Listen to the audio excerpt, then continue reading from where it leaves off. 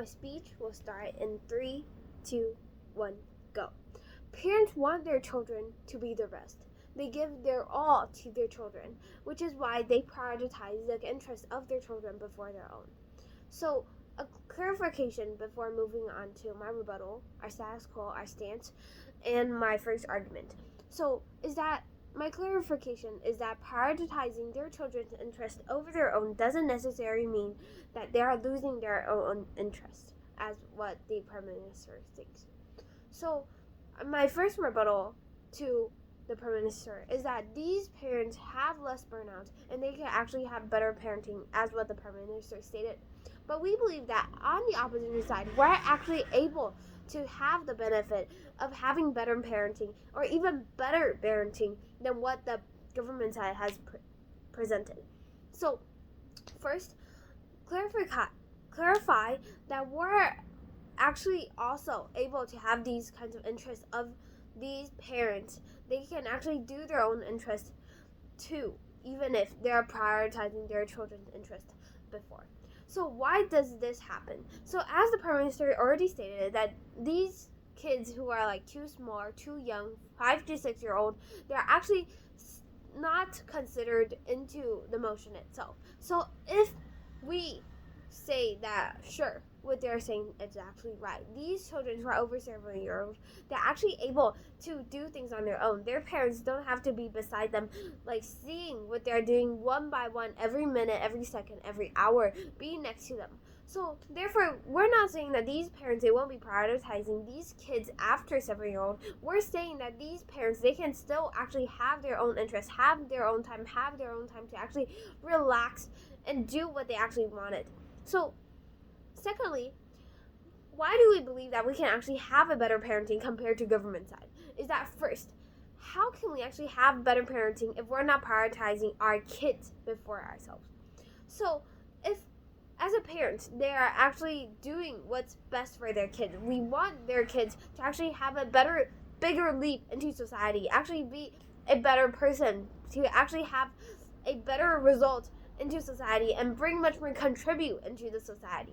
So therefore, as a parent, we want what is best for our kids. We want to put them before ourselves in order to be the best parenting that a parent can actually do.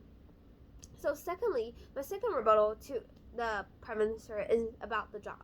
So they're saying that not prioritizing their interest, it was the way for them to actually have job, another purpose for these parents. So we agree, sure, we can have another purpose, but opposite side can also have these kinds of jobs at the same time when they're prioritizing their kids before. So take an example. If they put their kids into school, giving them education, giving them what they need in this future society, is that we can actually give them these kinds of like education, and after school they pick them up, they bring them home, and they can actually have the time to bond, they can have the time to do their homework with them, they can have the social time to actually talk face by face. So they can actually bring a balance between job and family. So as from this example, we can see that maybe during their kids are going to school, they can do their job, and after they all finish, they can go back home and actually enjoy a family time. This is a good way of parenting, as what opportunity side believes. So in our status quo, we believe that in the current world, these parents, they give birth to their kids. They have been through the past 9 to 10 months of carrying a one-of-a-kind child into the society. They love them with all their hearts. They provide them with the best thing, or best anything that they can actually bring to their children. They have the obligation to actually support, help, and be a good parent that the children actually need. Therefore, prioritizing their kids are actually logical and can actually bring much more benefit to the family as a whole. So our team stance is that we're prioritizing the children's interest. This actually brings benefits that the government side has stated, and also other additional benefits that are much more stronger and much more important for the family. So our argument 1 is about prioritizing both bond, mental safety, and better parenting for the kids. Parents just being there when their kids need their help or support is actually a huge stumbling block for the children at a young age. So when prioritizing, meaning that we're clearing schedule for their kids, we're putting them first, other than like other responsibilities such as maybe work, maybe their jobs, and the things that they're doing right now. They will drop what they're doing right now in order to help their children who is maybe like having a fever or who needs help right now. So take an example.